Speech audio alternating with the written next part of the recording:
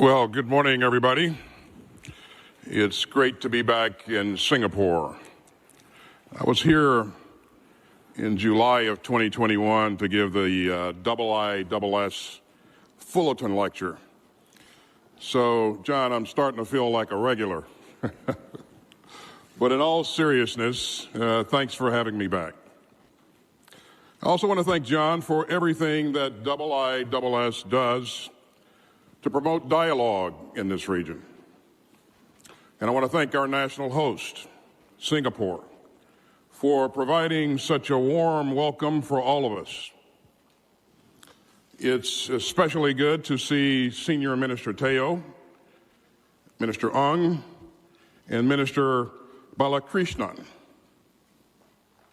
Now, this is my first time to formally address a Shangri-La Dialogue as Secretary of Defense. And I'm glad to have the chance to discuss many of my government's policies, but I'm also here to listen and to have some honest discussions. Now, the simple fact that this dialogue is back in person is absolutely encouraging. When I was here last year, my speech was one of the first public gatherings in Singapore as it was starting to reopen after the terrible early months of the pandemic. So going from one lone keynote to this bustling in-person dialogue suggests the strides that this region has made. Now, that's a great tribute to Prime Minister Lee and our hosts from Singapore. And Singapore has also helped others around the world recover. It's worked around the clock to produce life-saving medical supplies, including test kits and ventilators and protective gear. And the United States is deeply committed to getting the whole world past this pandemic. Since March of 2020, we have provided more than $19 billion worldwide to produce and deliver vaccines and to spur global recovery. We're proud to be the world's single largest donor of vaccines. And we've pledged to distribute more than 1.2 billion vaccine doses worldwide before this year is out. We've already distributed more than 500 million doses, and we won't let up. We're deeply committed to helping this region heal, recover, and rebuild, because that's just what a friend does. And let's face it, this pandemic has hit all of us where we live. It upended all of our lives. It left tragedy and disruption in its wake. But today, we stand together at a moment that carries the promise of renewal. And I hope that we'll all come out of the pandemic with a broader perspective on what lasting security means in the 21st century. Now, the last time that I was in Singapore, the theme of my speech was the power of partnership. And so today I want to talk about what that has meant in action, about how our partnerships have grown even stronger, and about how we've moved together toward our shared vision for the region. The journey that we've made together in the past year only underscores a basic truth. In today's interwoven world, we're stronger when we find ways to come together. And as we do so, we know that most countries across the Indo-Pacific share a common vision, and our people share common dreams. Over the past decade, our allies and partners across the region have written core elements of this vision. Take Prime Minister Kishida, who has called for, quote, a free and open order based on the rule of law, not might. And last month, at the first ever U.S. ASEAN Special Summit in Washington, the United States and our ASEAN partners declared our enduring commitment to the principles of, quote, an open, inclusive, and rules-based regional architecture. And the Quad leaders echoed that commitment at their own summit less than 2 weeks later. That means a shared belief in transparency.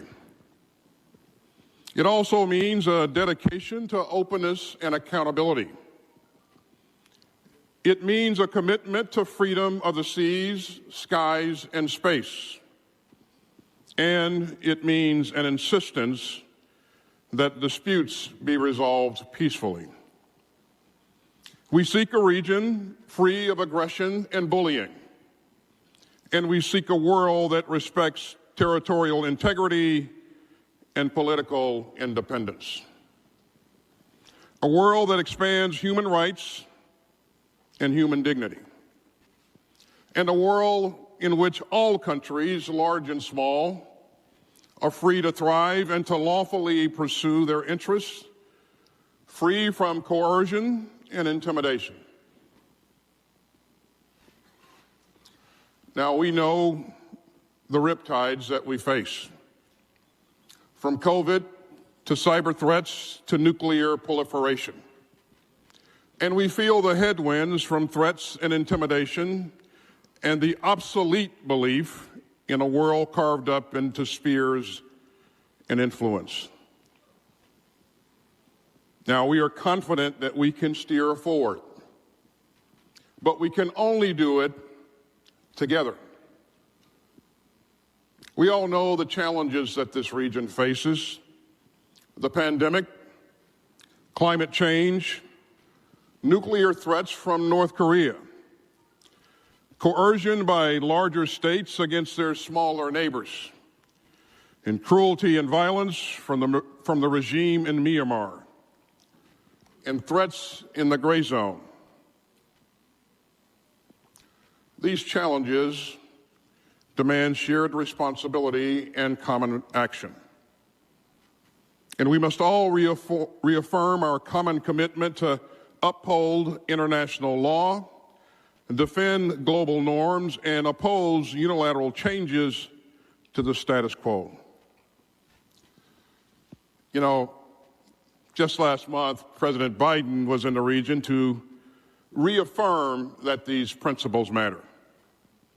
And he was also here to underscore the depth of American commitment to the security and the prosperity of the Indo-Pacific. That commitment has grown over the years, and it is now the core organizing principle of American national security policy. Today, the Indo-Pacific is our priority theater of operations. Today, the Indo-Pacific is at the heart of American grand strategy. And today, senior American officials, including the President, the Vice President, the Secretary of State, the National Security Advisor, and so many others, travel constantly in this region. And today, American statecraft is rooted in this reality. No region will do more to set the trajectory of the 21st century than this one. And so the Indo-Pacific is our center of strategic gravity. And that's central to the Biden administration's forthcoming national security strategy and to my department's national defense strategy.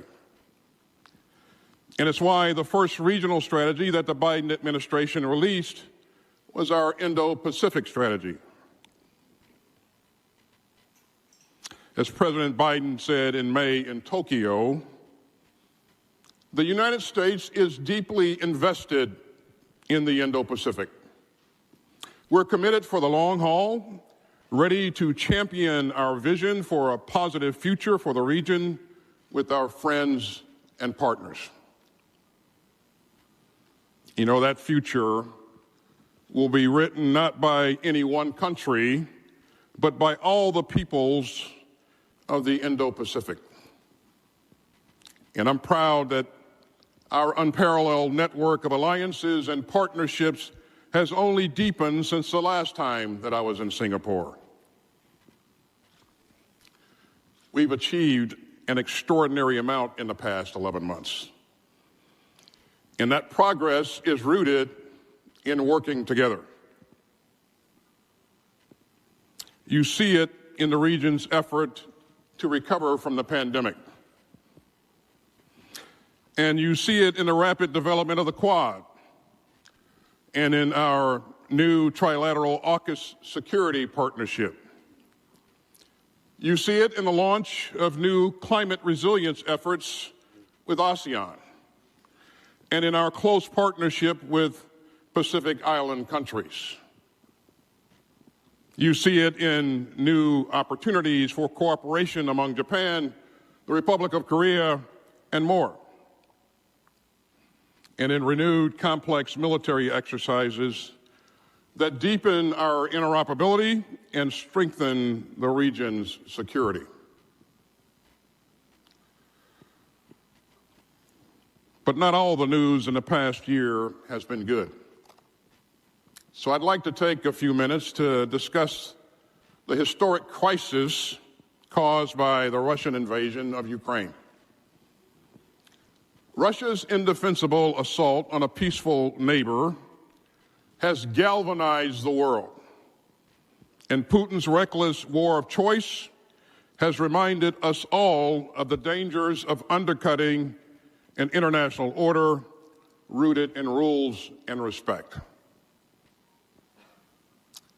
So we're meeting today at a moment of great consequence for the whole world and not just for Europe. President Biden has been clear about the stakes, and the Ukraine crisis poses some urgent questions for us all. Do rules matter? Does sovereignty matter? Does the system that we have built together matter? I'm here because I believe that it does. And I'm here because the rules-based international order matters just as much in the Indo-Pacific as it does in Europe. Now, our friends and partners also know that. And they understand that smaller countries have a right to peacefully resolve disputes with their larger neighbors. And that's why Australia, Japan, New Zealand, the Republic of Korea, and others have rushed security assistance to Ukraine. And it's why countries across this region have sped humanitarian aid to the suffering Ukrainian people, including vital contributions from Singapore, Thailand, India, and Vietnam. So let's be clear. Russia's invasion of Ukraine is what happens when oppressors trample the rules that protect us all. It's what happens when big powers decide that their imperial appetites matter more than the rights of their peaceful neighbors. And it's a preview of a possible world of chaos and turmoil that none of us would want to live in. So we understand what we could lose. We see the dangers of disorder. So let's use this moment to come together in common purpose. Let's use this moment to strengthen the rules-based international order. And let's use this moment to think about the future that we all want. That's really why I'm here today. The United States stands firmly beside our partners to ensure that we continue moving towards that shared vision. And we will continue to do our part to strengthen security in the Indo-Pacific. You know, more members of the U.S. military are stationed here than in any other part of the world. more than 300,000 of our men and women. The President's fiscal year 2023 budget makes one of the largest investments in history to preserve this region's security. And that includes $6.1 billion for our Pacific Deterrence Initiative, which will strengthen multilateral information sharing and support training and experimentation with our partners. To stay at the cutting edge, we must invest in innovation across all domains, including space and cyberspace. So we recently made the department's largest ever budget request for research and development, more than $130 billion. Meanwhile, we're working hard to develop new capabilities that will allow us to deter aggression even more surely, including stealth aircraft, unmanned platforms, and long-range precision fires. And we're on the cusp of delivering prototypes for high-energy lasers that can counter missiles. And we're developing integrated sensors that operate at the intersection of cyber, EW, and radar communications. And so all of this helps us to do even more to stand shoulder to shoulder with our friends. Our security alliances and partnerships in the Indo-Pacific are a profound source of stability.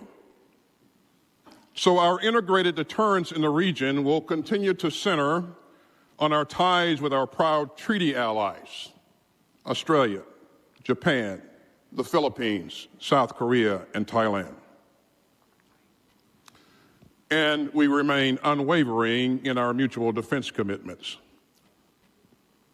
At the same time, we're also weaving closer ties with other partners. And I'm especially thinking of India, the world's largest democracy. We believe that its growing military capability and technological prowess can be a stabilizing force in the region. And we're taking our defense cooperation with Singapore, Indonesia, and Vietnam to the next level. In the past year, my belief in the strategic power of partnerships has only deepened. And that's at the heart of President Biden, of the President's Indo-Pacific Strategy. Our work together helps ensure that all countries in the region, large and small, have a say in its future. It helps ensure that the status quo can't be disrupted in ways that harm all of our security. And it helps strengthen our ability to find common solutions to common challenges. So I wanted to highlight three key ways in which we've been working together with our friends and partners over the past year, and how that's bringing us closer to our shared vision for this region's future. First, we're working with our partners and allies to ensure that they have the right capabilities to defend their interests and to deter aggression and to thrive on their own terms. Now, as we invest in innovation in America, we're committed to bringing our allies and partners along with us. And that means sharing the fruits of our R&D success. So we're working with our friends to link our defense industrial bases, to integrate our supply chains, and even co-produce some key technologies. Last year, the department launched the Rapid Defense Experimentation Reserve to quickly get promising technology and prototypes into the hands of our warfighters.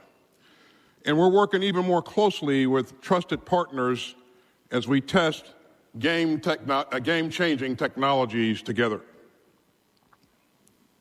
And that's another reason why our new security partnership with Australia and the UK is so important. AUKUS won't just deliver nuclear-powered submarines. It holds a promise of progress across a range of emerging tech areas that can bolster our deterrence, from AI to hypersonics. Emerging technology is crucial to prosperity also. To maintain the region's access to this sort of critical technology, we need to keep its supply chains secure. And that's central to our new Indo-Pacific economic framework, which President Biden recently launched with 12 partners from across the region, including many partners here in Southeast Asia. Now, I'm also very proud of our progress with our partners this past year in a second important area, and that area is exercises and training. That expands our common readiness, it deepens our interoperability, and it helps defend the principles that we share. So we've stepped up the complexity, the jointness, and the scale of our combined exercises with our allies and partners. Take our Keen Sword exercises with Japan, which this year used existing and emerging capabilities in a far more integrated manner. Or take our Talisman Sabre exercise with Australia, which was joined last time by Canada, Japan, New Zealand, the UK, and for the first time, the Republic of Korea.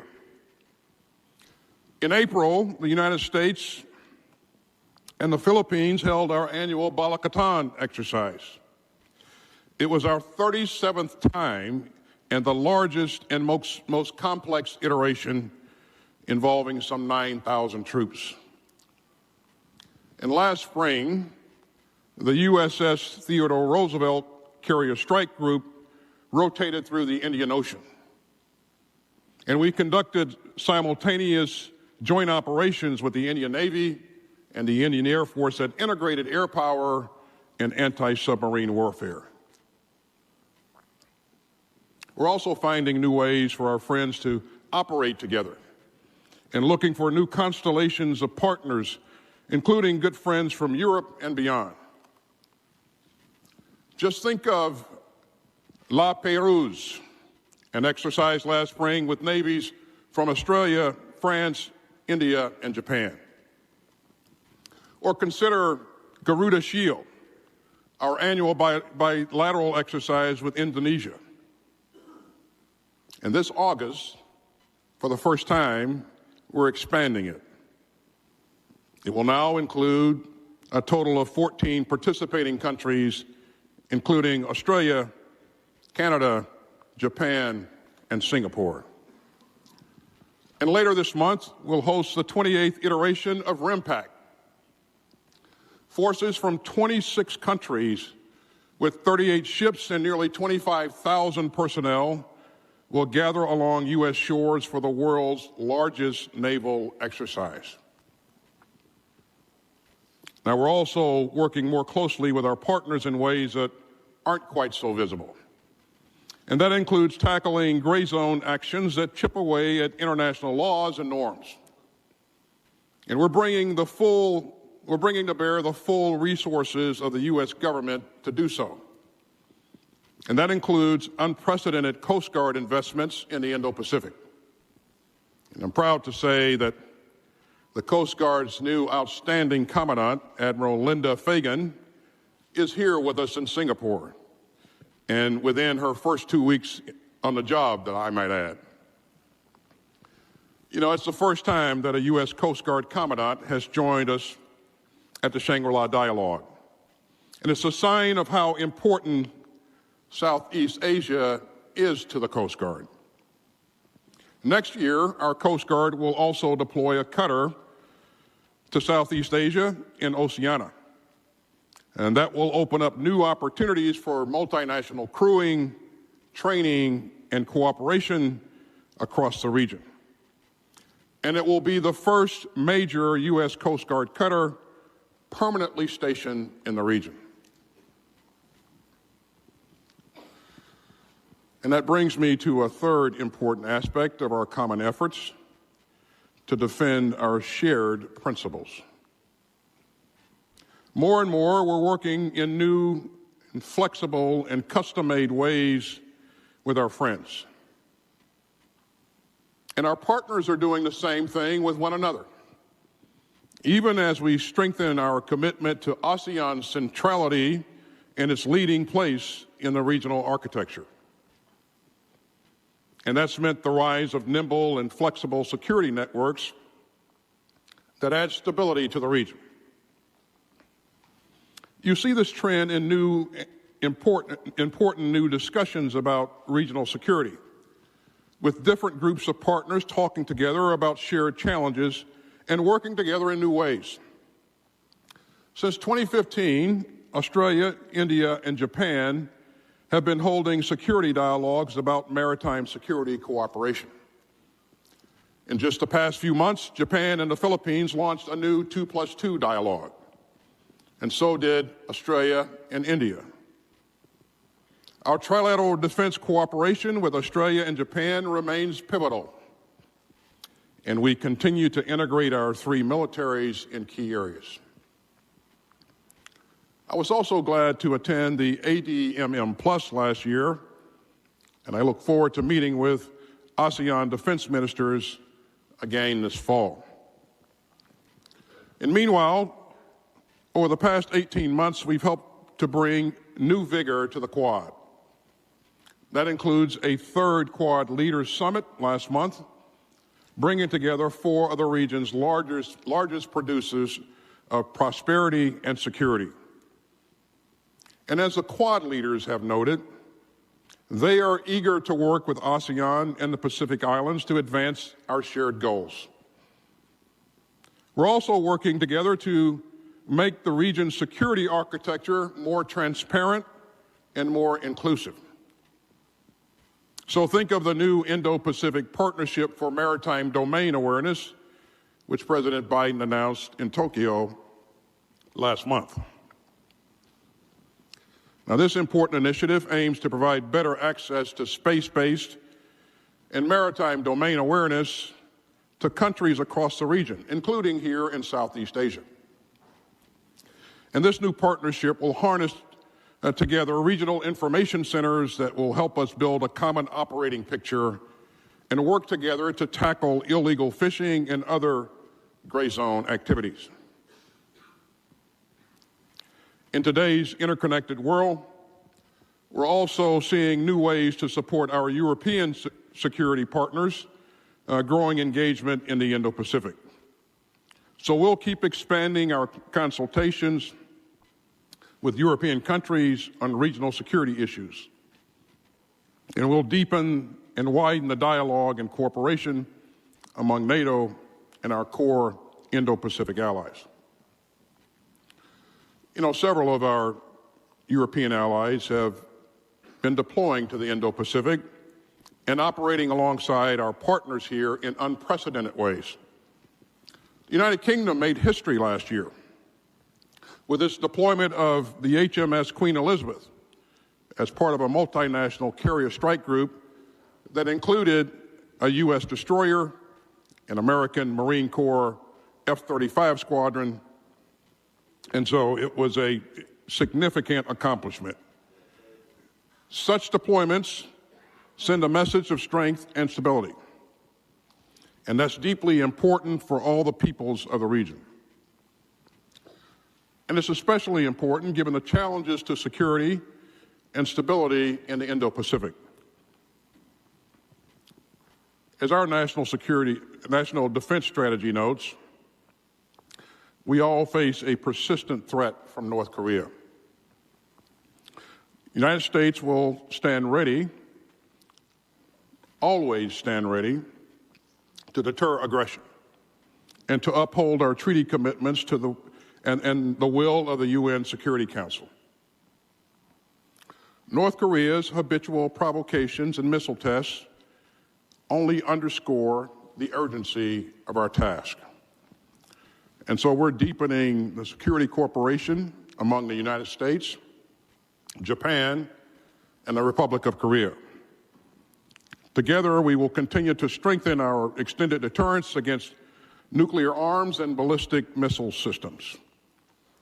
And we remain open to future diplomacy and fully prepared to deter and to defeat future aggression. will also stand by our friends as they uphold their rights.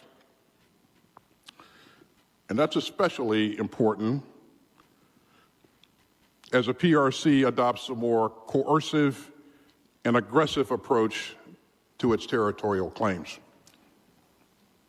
In the East China Sea, the PRC's expanding fishing fleet is sparking tensions with its neighbors. In the South China Sea, the PRC is using outposts on man-made islands bristling with advanced weaponry to advance its illegal maritime claims. We're seeing PRC vessels plunder the region's provisions, operating illegally within the territorial waters of other Indo-Pacific countries. And further to the west, we see Beijing continue to harden its position along the border that it shares with India. You know, Indo-Pacific countries shouldn't face political intimidation, economic coercion, or harassment by maritime militias. So the Department of Defense will maintain our active presence across the Indo-Pacific. We will continue to support the 2016 Arbitral Tribunal ruling, and we will fly, sail, and operate wherever international law allows. And we'll do this right alongside our partners. And we'll continue to be candid about the challenges that we all face. You know, we've seen an alarming increase in the number of unsafe aerial intercepts and confrontations at sea by PLA aircraft and vessels. In February, a PLA Navy ship directed a laser at an Australian P-8 Maritime patrol aircraft, seriously endangering everyone on board. And in the past few weeks, PLA fighters have conducted a series of dangerous intercepts of Allied aircraft operating lawfully in the East China and South China Seas. Now, this should worry us all. And the stakes are especially stark in the Taiwan Strait. Our policy is unchanged and unwavering. It has been consistent across administrations. And we are determined to uphold the status quo that has served this region so well for so long. So let me be clear. We remain firmly committed to our long-standing One China policy, guided by the Taiwan Relations Act, the 3 joint communiques, and the 6 assurances. We categorically oppose any unilateral changes to the status quo from either side, and we do not support Taiwan independence. And we stand firmly behind the principle that cross-strait differences must be resolved by peaceful means.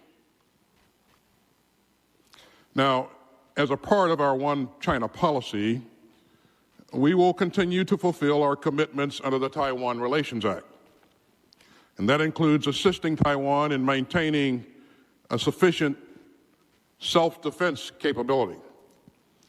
And it means maintaining our own capacity to resist any use of force or other forms of coercion that would jeopardize the security or the social or economic system of the people of Taiwan.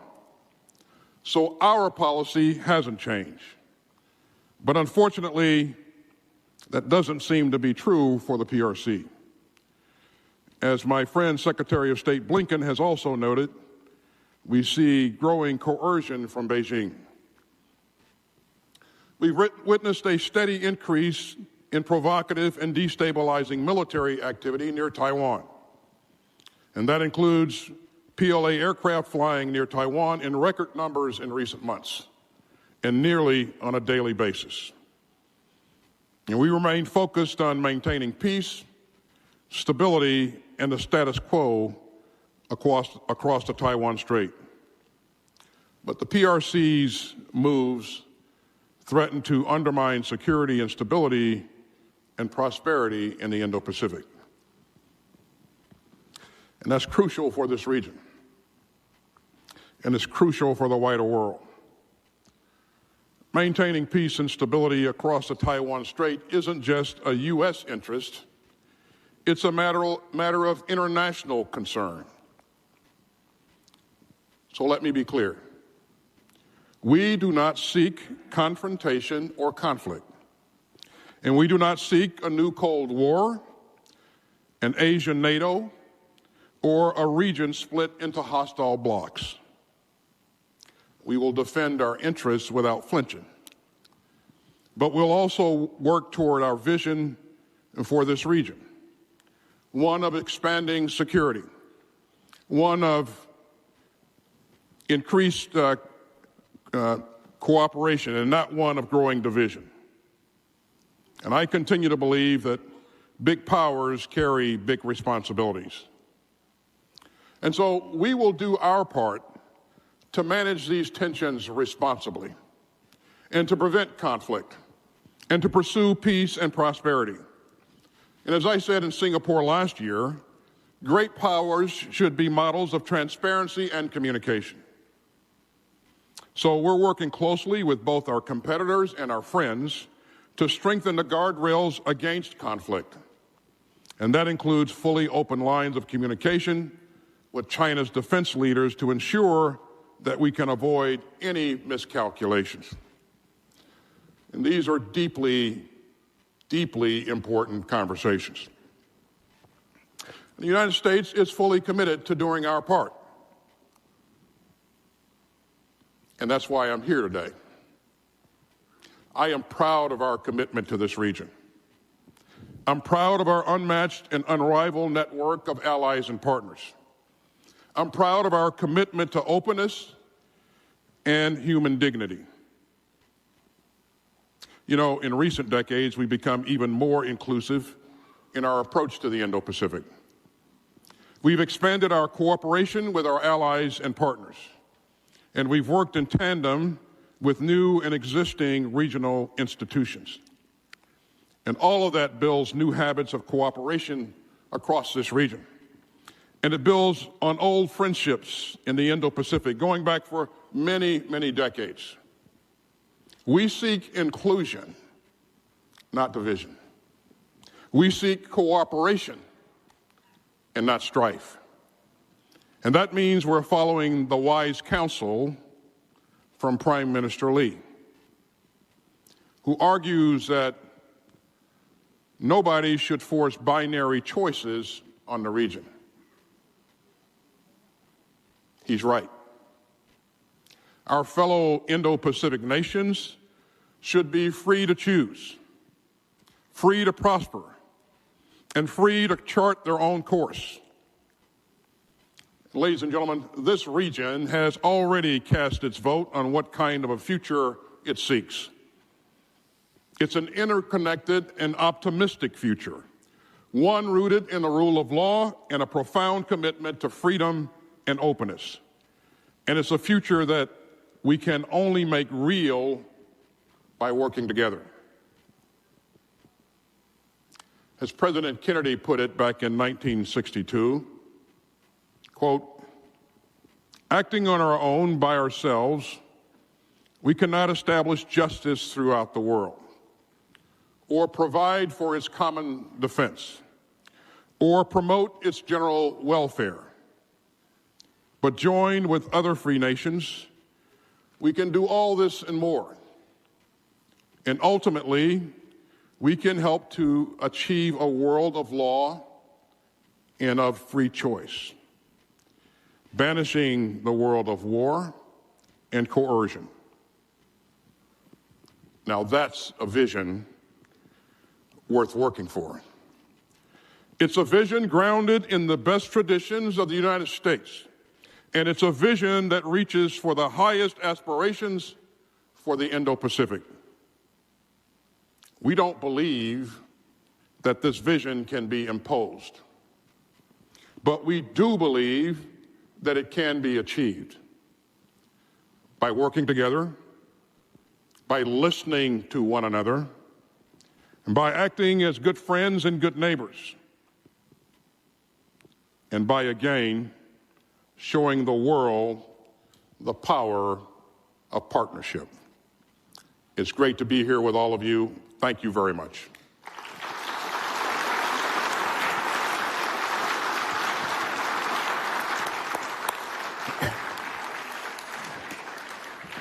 Thank you very much, Mr. Secretary. That's one of the strongest statements we've heard from this podium, a clear declaration that American strategy is rooted in the Indo-Pacific, which is the center of gravity of its strategic effort, a specific assertion that sharing the fruits of your R&D success with allies and partners and testing game-changing technologies with each other is an important priority. And I think everybody will have taken note also of your concluding remark that no country should be forced to make binary choices. Thank you very much for that and all the other things that were in your remarks. I have a number of people who've asked the floor, and I'll turn to them in a group shortly. I just want to ask the Secretary one question before I go back to the floor, so we deal with that other issue in the world that is now occupying so many people's minds. Secretary Austin, when you were in CENTCOM, one of your big duties was to ensure that the Straits of Hormuz would be open so that oil could flow through it. And indeed, often it was argued that America's Middle East strategy was linked to its Indo-Pacific strategy, because without being able to keep the Straits of Hormuz open, Asians wouldn't be able to benefit from the oil that was produced and sold from there. Now in the Black Sea, you have 22 million tons of grains, many of which will be going to countries in this region, or should be going, for example, to Indonesia. And as a consequence of the war, the Black Sea is effectively closed. There are many efforts of negotiation with Russia and Ukraine and others to seek a way to opening that. But given that that's such an important humanitarian necessity, can you envision a role for navies and the military to support the humanitarian effort to ensure that humanitarian traffic grains can flow from the ports in the Black Sea to other places in the world? Well, let me just say that this is a very important issue, and one that leaders in the region and across the globe are focused on. When you ask whether or not our militaries of the region and of the world can add value, of course we can. But we would always want to seek a diplomatic solution first, and I see a lot of energy in that area ongoing as we speak, and we would hope that that the right things happen. But this didn't have to happen. We are here because of the choice of one man, the choice of Vladimir Putin. He chose to invade his neighbor, unprovoked invasion. It was not based on any kind of logic or reason, and we see the consequences of actions like that. And so I think that reminds us of how important the rules-based international order is. So. I'll turn the floor, take 3 or 4 in a group. First, from the Republic of Korea, Chung-Min Lee.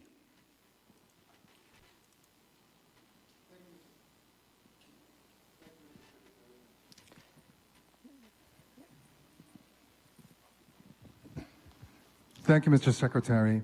My question to you is, as we speak, Russian and Chinese bombers are intruding into Korean and Japanese air defense identification zones. And as a result, one of the reasons why, at the end of this month, at the Madrid summit, the leaders of Korea, Japan, Australia, and New Zealand will be participating in a NATO summit for the first time. What can your close allies do here in the region to augment European security and vice versa? Thank you very much. If you like to. I didn't hear the end of that. What could we do to... Go ahead. My question was, what can your 4 closest allies do in the region to augment European security, because the leaders of Korea, Japan, Australia, and New Zealand will be participating in the NATO summit in Madrid this June? Well, first of all, countries from this region, as you heard me say earlier, have been very supportive of the effort in Europe. Thus far, they've provided, a number of countries have provided security assistance, and other countries have provided humanitarian assistance, and this is very, very important. You've seen me pull together ministers of defense from across the globe, quite frankly, to focus on those things that we can do to continue to help Ukraine as it struggles to defend its sovereign territory. And I say struggle, but quite frankly, we're all proud of the work that the Ukrainians have done. And they are absolutely inspiring in terms of their commitment to their democracy, their will to defend their land. And I think there are great lessons to be learned from that for all of us in terms of their commitment. But again, I will host another one of those meetings in about a week as I go to Brussels. We started out with 40 countries contributing capability. It grew the next meeting to 47 countries, and now it's over 50 countries. And that shows you how much the global community cares about this issue and how much countries around the world want to help Ukraine in its effort to defend its sovereign territory. Thanks very much. And next from the U.S., Bonnie Glaser, if you can put up your hand as well. It looks like your microphone is working. Go ahead. Bonnie. Thank you, Secretary Austin. The most dangerous potential conflict in the Indo-Pacific is a war in the Taiwan Strait that would arise from a Chinese attempt to seize Taiwan by force. And President Biden has recently said, repeated actually, that he would defend Taiwan if attacked. What are the steps that the United States, our allies, and Taiwan need to take to bolster deterrence so that peace and stability in the Taiwan Strait can be preserved? Thank you. Thanks, Bonnie. First of all, you've heard me say and heard a number of our leaders, senior leaders, say that we think that any unilateral change to the status quo would be unwelcome and ill-advised. I would just highlight that our policy on Taiwan has not changed. We remain committed to one China policy, and we also remain committed to providing Taiwan with the military means to defend itself in accordance with the Taiwan Relations Act. And so I know that countries across the region and across the globe are really focused on this issue, but I really, as I said in my remarks here, really want to highlight that our Taiwan policy has not changed. So. And from the Philippines, again, put your hand up, Jeffrey Ordoniel, but it looks like your microphone is working, so go ahead. Thank you for the opportunity. When China started building artificial islands in the South China Sea, the United States said that there would be consequences. China completed those artificial islands. The United States also said that there would be consequences if China militarized those islands. China militarized those islands anyway, stationing bombers and fighter jets. So I guess many of us here are curious, what will be different in the Biden administration's approach to the South China Sea? Because it seems that the current policy is not working, or at least not changing the behavior of China. Thank you. Yeah, so some of the consequences that we've seen is that we've seen allies and partners grow closer together and work together in a more deliberate way to make sure that they have the ability to protect their interests and their territorial waters. And we've seen, again, in the last couple of years, bonds continue to strengthen. We've also seen, like-minded countries bond together to create new capabilities. So the effect has been that it's had an effect, that there are some consequences, and those consequences are a much more united region, a region that's focused ever so much more on a vision of free and open Indo-Pacific. So I think there have been consequences. And next from Singapore, Lin Kwok. Go ahead. Thank you, John. Thank you, Secretary Austin. Yesterday, Prime Minister Kishida cautioned that Ukraine today may be East Asia tomorrow. Do you share the Japanese Prime Minister's concern, and if so, why? Would it be because of a general sense that Ukraine reminds us that war anywhere is possible and we should not be complacent? Or perhaps because the United States has concrete concerns that China is like Russia because both are autocracies and will therefore act like it? I would say I would think it's the former, that, anything is possible. And so, I mean, there's a reason that we have, militaries to defend our sovereign territory. And so we need to be mindful of the fact that those militaries, our defenses need the right kinds of capabilities. I go back to the questions that I asked earlier. Do rules matter? Does sovereignty matter? Is this rules-based international order important to us? Well, I think the answer to that question is yes. I think it's been remarkable to see the global response as a result of Russia's unprovoked invasion of Ukraine. There's strong indication across this globe, around this globe, that countries around the globe truly value the international rules-based order and adherence to that order. So I think there's a powerful lesson there. Franz Stefan Gadi, last question. Thank you, John. Mr. Secretary, you mentioned game-changing technologies in your speech.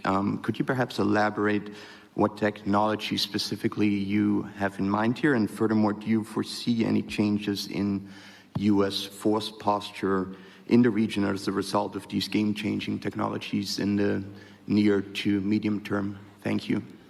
Thanks, Franz Stefan. No, I won't go into any detail on emerging technologies, only to say that, we continue to invest a substantial amount of our budget, our defense budget. You heard me say $130 billion dedicated to RDT&E, research and development.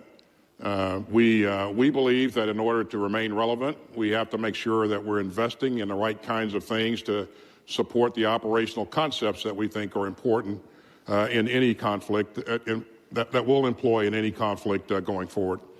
I would just say that it's important for us to continue to work with our allies and partners as we develop these technologies. And you heard me commit to doing that in my remarks, and we're serious about that. And so, but I won't elaborate on any of the specific technologies in this forum. So we've closed this session according to our clock with 2 seconds remaining. I want to thank you very much, Secretary Austin, and also to say that we should actually draw comfort from the fact that you can't say very much about the emerging technologies that you might be sharing with allies and partners, because it implies those technologies will be extremely valuable to their security and to maintaining peace and stability in the Asia-Pacific. I've got 33 people on the list, a couple of people still waving their hands, but it's inevitable in a session like this, especially with the U.S. Secretary of Defense. There will be more questions than time available to answer them. Be reassured that I will find you for the next session. But for the meantime, please thank Secretary Austin for his plenary address to the Shangri-La Dialogue. Thank you very much.